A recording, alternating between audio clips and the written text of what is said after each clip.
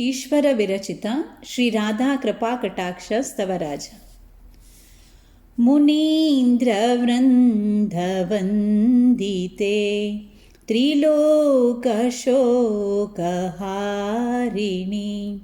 प्रसन्नवक्त्रपङ्कजे निकुञ्जभूविलासिनि व्रजेन्द्रभानुनन्दिनी व्रजेन्द्रसूनुसङ्गते कदा करिष्यसि मां कृपाकटाक्षभाजनम् कदा करिष्यसि मां कृपाकटाक्षभाजनम् अशोकवृक्षमल्लरी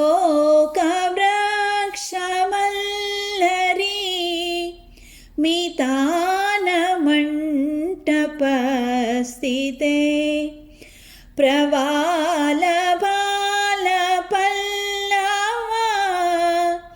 प्रवारुणाग्निकोमले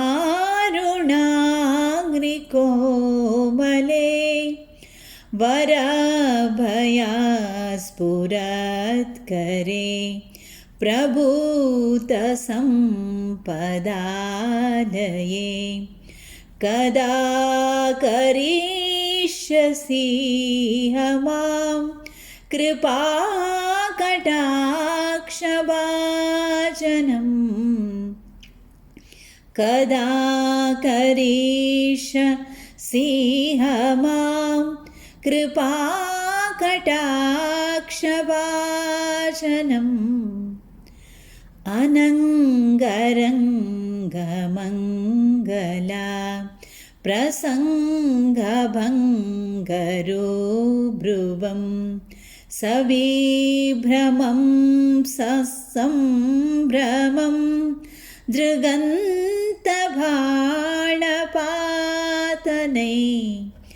निरन्तरं वशीकृता प्रतीतनन्दनन्दने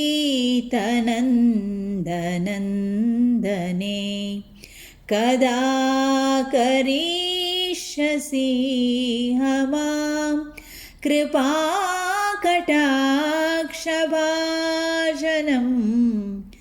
कदा करिष्यसि मां कृपाकटाक्षभाजनम्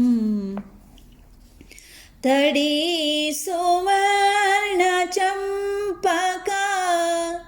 प्रदीप्तगौरविग्रहे मुखप्रमापरास्तकोटि शारदेन्दुमण्डले विचित्रचित्रसञ्चरा चकोरशावलोचने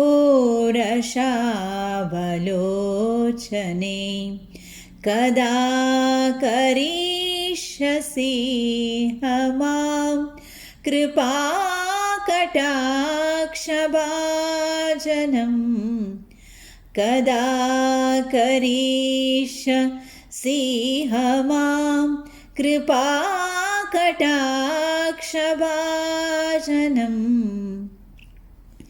मदन्मदातियौवने प्रमोदमानमण्डिते प्रियानुरागरञ्जिते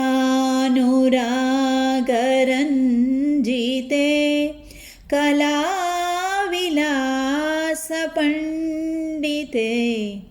अनन्यधन्यकुञ्जराज कामके विकोविदे कदा करिष्यसि मां कृपाकटाक्षभाजनम् कदा करिष्यसि मां कृपाकटाक्षभाजनम् अशेषः भावधीर हीरहारभूषिते प्रभूत शान्त कुम्भ कुम्भिकुम्भसुस्तुनि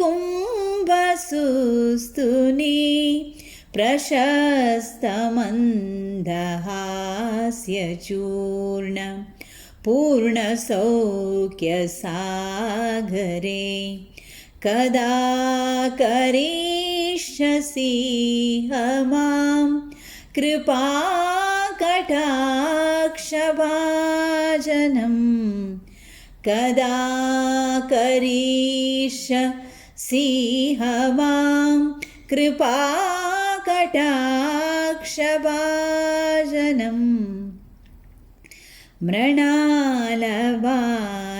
मृणालबालवल्लरी तरङ्गरङ्गदौर्लते लताग्रलास्यलोलनील लोचनावलोचने ललल्लुलन्मिलन्मनोज्ञ मुग्धमोहिनाश्रिते कदा करिष्यसि मां कृपाकटाक्षभाजनं कदा करिष्यसि मां कृपाकटाक्षभाजनम्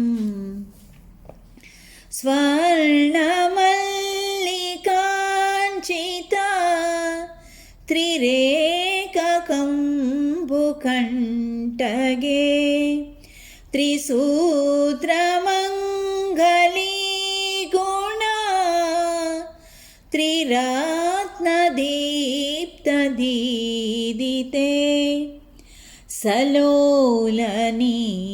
सलोलनीलकुन्तला प्रसूनगुच्चगुम्फिते कदा करिष्यसि मां कृपाकटाक्षभाजनं कदा करिष्यसि मां कृपाकटाक्षभाजनम्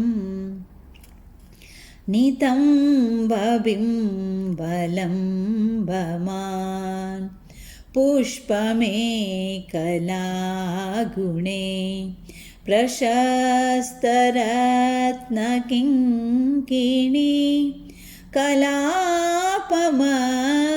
मञ्जुले करीन्द्रशुण्डदण्डिका वरोहसौभगोरुके कदा करिष्यसि मां कृपाकटाक्षभाजनं कदा करिष्यसि मां कृपाकटाक्षभाजनम्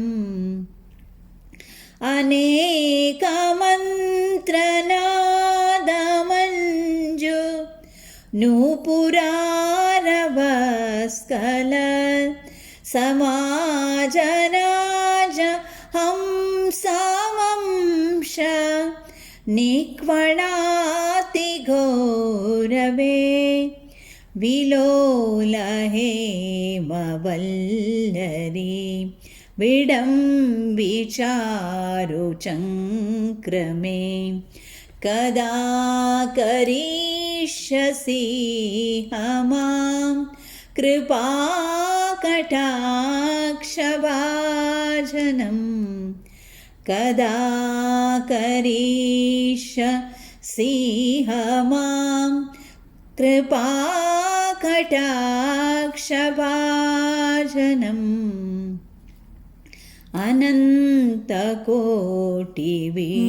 अनन्तकोटिविष्णुलोक नम्रपद्मजार्जिते हिमाद्रिजा पुलो मजा विरिञ्चि जावरप्रदे अपारसिद्धिरिदिदिग्ध सत्पदां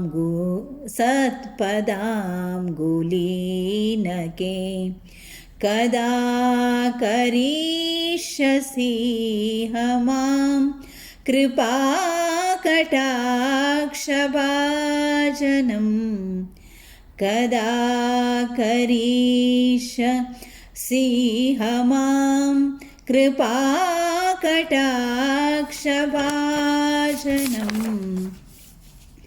मकेश्वरी क्रियेश्वरी स्वदेश्वरी सुरेश्वरी त्रिवेदभारतीश्वरी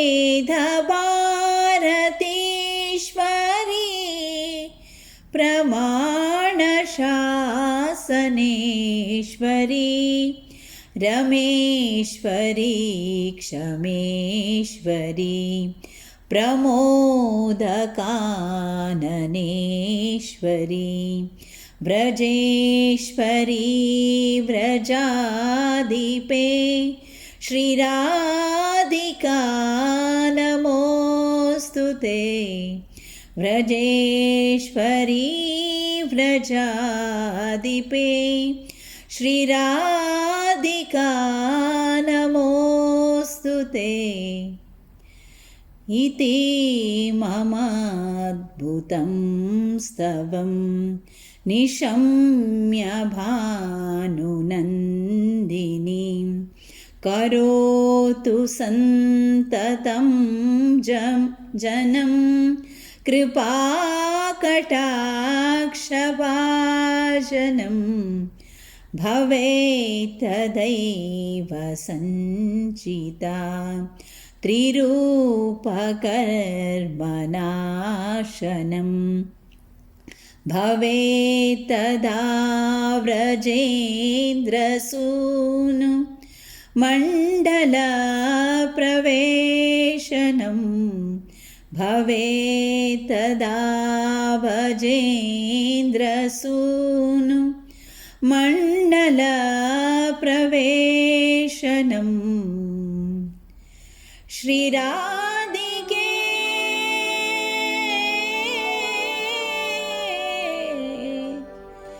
श्रीराधे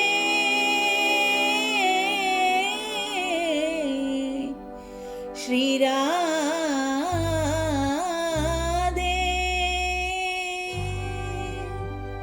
हरे कृष्ण। श्री राधा कृपा कटाक्ष सवराजांतू शिवशंभोना अशिवर्णन केला।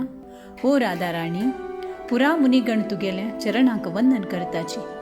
हे कृष्ण वल्लभे, तू 3 लोकांचे दुःख दूर करतली। तुगेल तोंड कमला पुल्लावरी आसत। तू वृषभानुली राजकुमारी आनी कृष्णाल संगिनी। तू केदन मिगेल वैरी कृपा दृष्टी दवरता। तू अशोक वृक्षाच्या वाल्लीन तू केल्लेल्या घरांत तू विराजमान जावन आस। तुगेल चरण मस्त कोमल आस। तू भक्तांक अभय दिवच्याक उत्सुक जावन आस। तुगेल हात कमला फुल्लावरी सुंदर जावन आस। हे राधे, तू कृष्णाक सदा तुगेल्या मोहजालांत तू बंदिला। तुगेल सुंदर मुखमंडल, भंगरा बण्णाचें तुगेल बदन, तू श्रृंगारांत तू परिपूर्ण जावन आस। वज्रहार घालून विभूषित जावन आस। तुगेल हासो समुद्र समान जावन आस। हे कृष्णप्रिये, तुगेल कृपादृष्टी मिगेल वेरी केदन घालता। हे राधिके, तुगेल पायाच भांगरा घेचे वेद मंत्रा ध्वनी मणके ऐकता। लक्ष्मी, पार्वती, इंद्राणी, सरस्वती तुगेल पूजन करताची। तुगेल नांगटाच तुदये तितलें ध्यान केल्यारी अपार सिद्धी मेळटा। मुखार वर्णन करता। हे कृष्णकांते, तू सभी प्रकाराचे यज्ञाचे, क्रियाचे, वेदाचे स्वामिनी। तू भारतीश्वरी, संपूर्ण जगत्याचे प्रशासन करतली। हे व्रजेश्वरी, तुका पुनः पुनः वंदन करता। हे मिगेल स्तुती ऐकून तुगेल कृपेन दिव्य धामाचे लिलें तू सदा प्रवेश मेळची तशी जावं। हरे कृष्ण।